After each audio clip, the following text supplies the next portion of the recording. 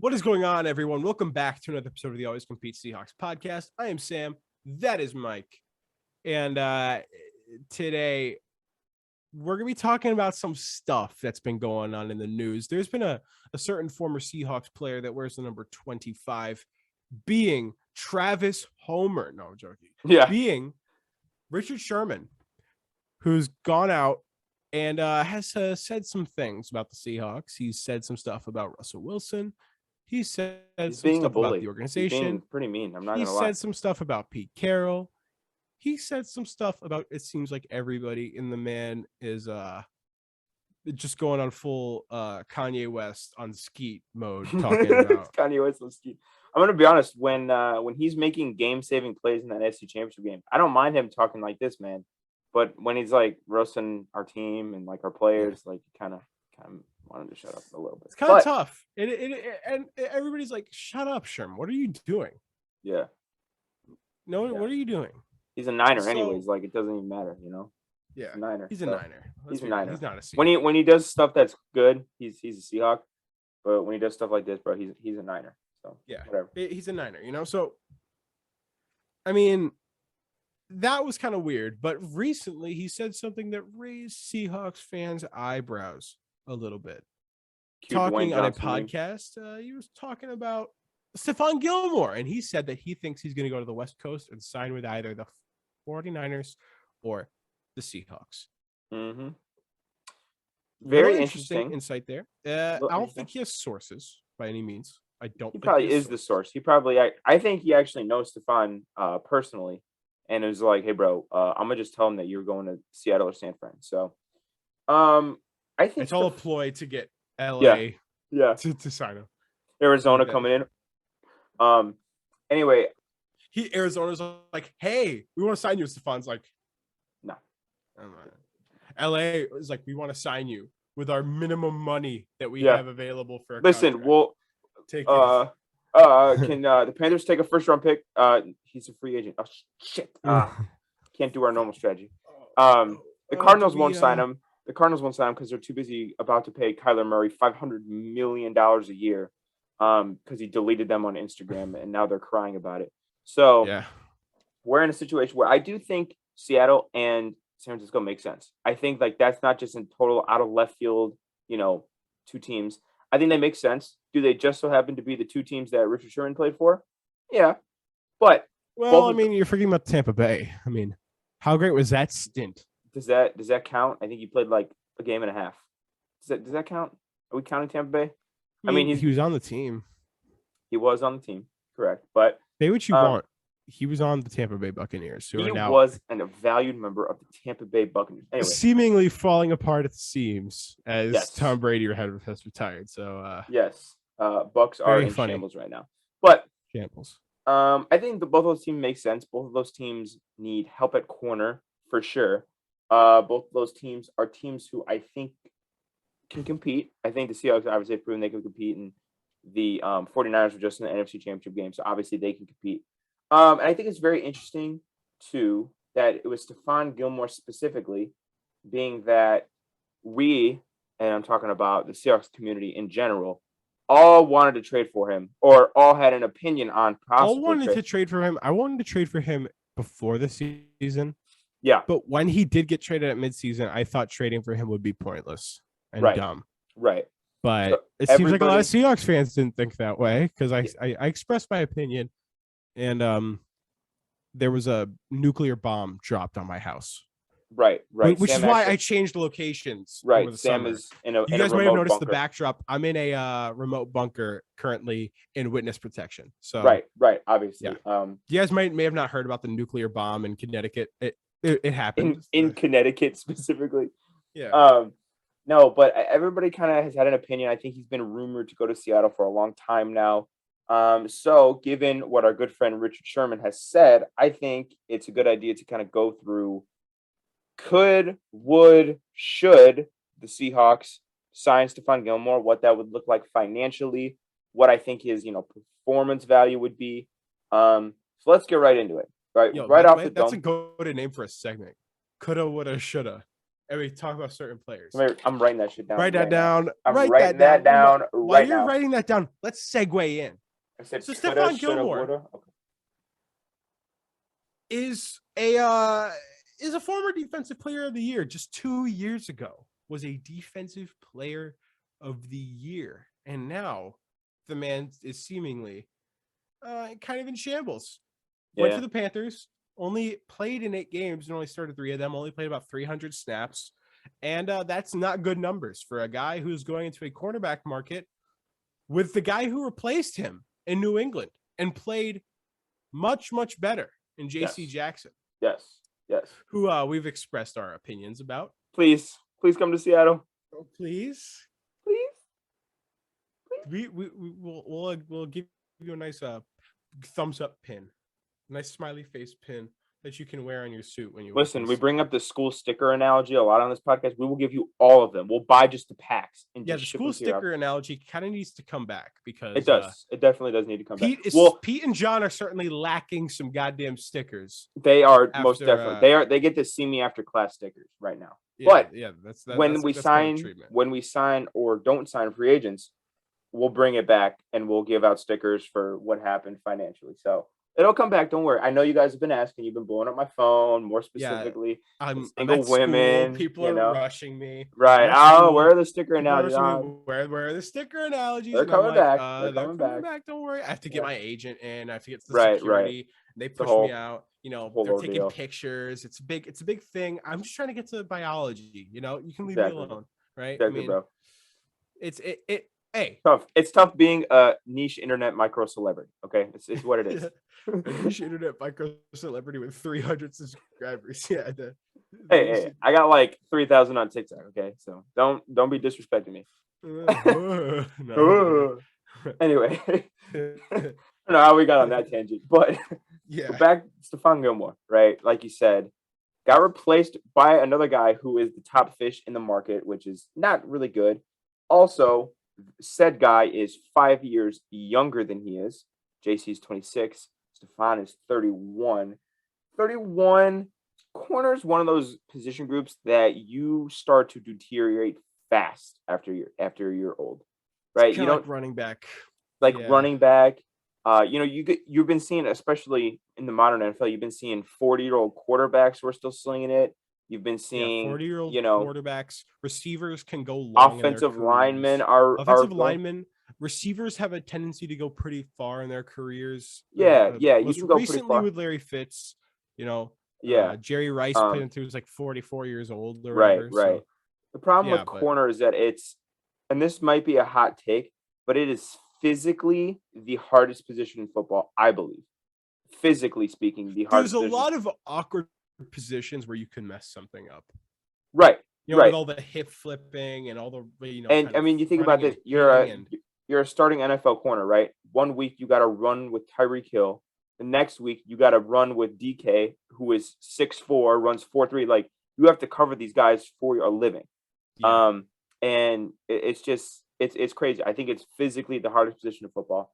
So again, age really isn't your friend there. So being that he's 31. He's not going to be as expensive as JC, which is true. But like Sam said, his snap count last year, he had a weird season last year because he was hurt. He was kind of beefing with the Patriots. Yeah, he was hurt, kind of beefing with Belichick and hurt. Gets traded to the Panthers at the trade deadline, goes to Carolina, started only like 3 games, really only took 300 snaps, 305, I believe was the exact number. Really wasn't the Stephon Gilmore we knew.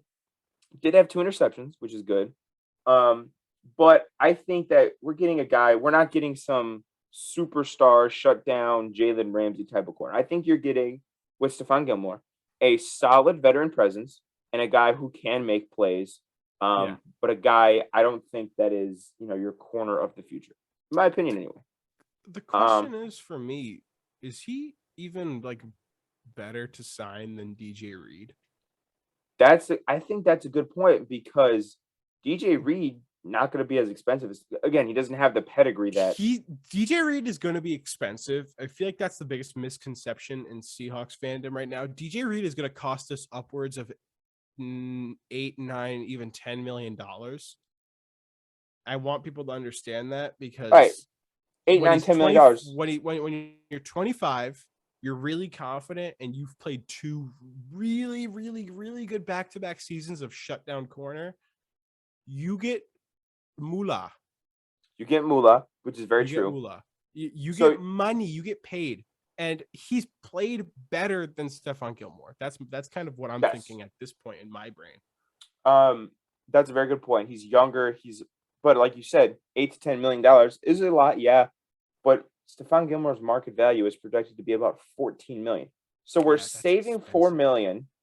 We're getting a guy who is 6 years younger, who's been with our team, who has played arguably played better in recent years. Definitely last year. Definitely last year. Maybe the year before. He's but arguably been like one of the most underrated players on defense. I totally agree. In the NFL and I think, you brought up in the beginning that he won Defensive Player of the Year. That holds a lot of prestige, right? You're getting a former Defensive Player of the Year, obviously a guy with a way higher ceiling. But at this point in his career, I really don't know if he is. Do you want to go out and blow $14 million on a multi-year deal for a 31-year-old corner who has injury history, who's aging and has had multiple hip injuries? Right. So recently, I think you're kind of getting where we're going here. If it comes down to, hey, we get Stephon Gilmore, or hey, we re-sign DJ Reed, I'm taking DJ Reed all day of the week. Well, listen, what if we get Gilmore and DJ Reed? Okay, this is now. I think we're going to play with some hypothetical scenarios. So let's say Reed. I don't think I'd like that because you know what that does? Guess who gets pushed out in that scenario? No, JC. Trey Brown. Trey Brown's a rookie. Oh, you're talking about Sydney? No. I'm talking about Trey Brown. Oh, I thought you were talking about like free agency. I was like, oh no. I'm saying Trey Brown gets pushed out of a starting job. Would we? Hear me out. Ugo was not great last year in the slot. Could we put Trey in the slot if that were to happen? That's always been the thought, but he's been an outside corner his entire career, even at Oklahoma. Yeah. And I don't think Stephon at this point is athletic enough to play the slot. Stephon cannot play slot. No. Absolutely. Stephon's not going to be in the slot. He cannot play slot.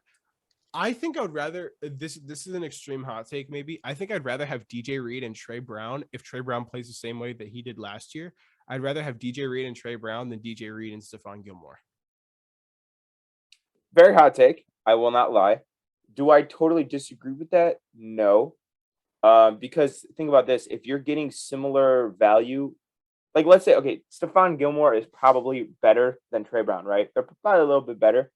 But if you're getting a young guy who is close to as valuable for what's Trey Brown's deal? Like maybe $1 million a year. You're getting that you're saving $12 to $13 million. I would do that. Yeah. Contractually speaking, I would do that. Yeah.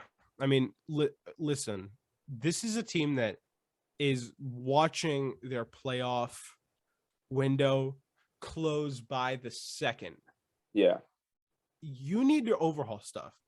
Do you want to go throw the entire bag at corner when you could go out and you could also get a Ryan Jensen or a Terran Armstead or something like that, like a game-changing move?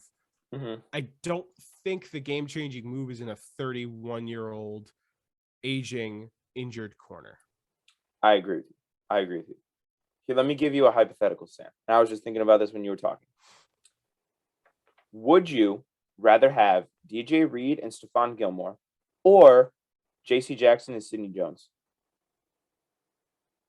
I think that's a good question. I think that's a really good question, to be honest. What's the money on JC and Sidney? Okay, let's say both free agents. So we're assuming that DJ Reed and Stephon Gilmore would be 25 altogether. Let's say we go 21 for JC and 4 for Sidney. So they split 25, but JC's getting like 20, 21, 22.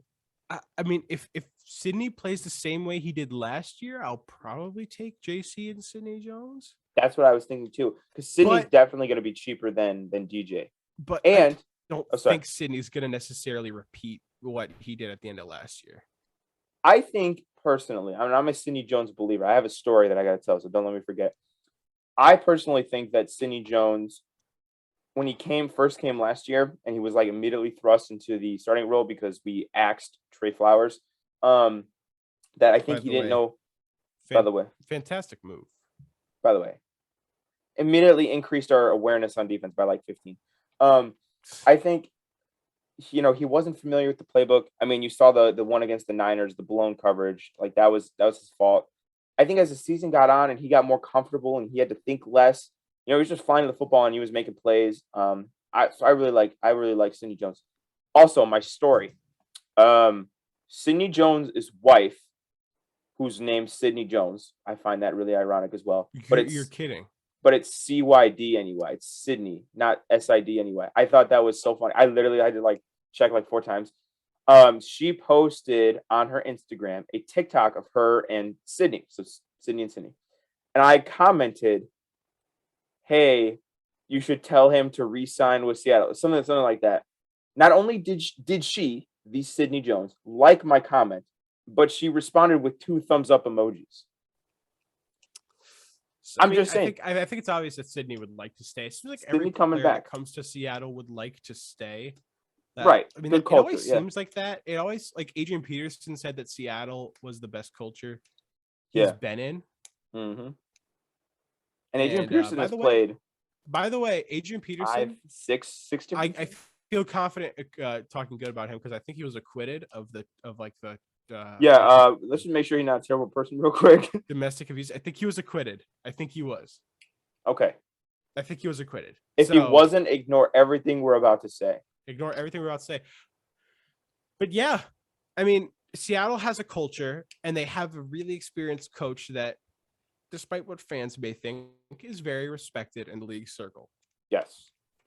And I think, honestly, if Seattle is willing to throw around the big money price tag this offseason and they look at the big free agents, I think it could be a really attractive location, all things considered. I agree. How does that tie back to Stephon Gilmore? Do not give him big money. Please do not give him big money. Maybe if he's in free agency like 2 weeks after and you want to be like, here's like $7 million. I was just about to ask you, what is the contract you would be comfortable giving Stephon? Because I think 2 years is more than I would give no more than 10 million APY. I would give no more than 10. So would you say 220 is probably, you would be fine with that if we went 220 of Stephon? 220, but that's even on the high side. I'd say like 218, 217. Because like we said, his projected market value, which doesn't really mean squat when free agency starts, is 14 especially million. In recent years when there's been veteran free agents who have not been signed into training camp. KJ Wright wasn't signed until like training camp, but he signed like a $3 million deal. Especially considering that the cornerback market is stacked. Is loaded and loaded. If you had to rank, a sneak peek on that coming up, stay tuned. Wink, wink. If you had to, I guess, make a checklist of who you would want, is he even in the top 5? I don't think so. I think he's an honorable mention. I think he's probably an honorable mention. Probably Stephon Gilmore. Not in the top 5. Definitely would not give him 14 a year. Absolutely not. But for 2 years, 18, and I wouldn't give him more than 2 years either, because that would mean we're giving a 34-year-old corner $9 million a year. I'll give him 2 years. I'll give him 16, 17, 18 million dollars. And I'm like, okay, I'm fine with that. So there needs to be a clause in his contract though, where it's like if it could be incentive injury. Yeah. No. I'm saying like if he gets a certain injury. This actually happened. Weird fact that I remember when Gerald McCoy tore his hamstring in practice and was cut by the Cowboys immediately after. It was like they cut him because he cut his hamstring. That's an awful thing. There was a clause in his contract. He had been having trouble with his hamstrings and he had a lot of surgeries on them. There was a clause in his contract that if he had a serious hamstring injury, the Cowboys could cut him. So that's how it happened. And Joe McCoy was cool with it. He was like, well, it was in the contract. It could also be a type of situation, like an Odell type situation where it's like, okay, incentives. Play this many snaps. Incentives are going to be huge in a contract for a guy like Stephon Gilmore. Yeah. JC Jackson is the guaranteed money guy. Yeah. He's throw 26. All the guaranteed cash in the world at JC Jackson.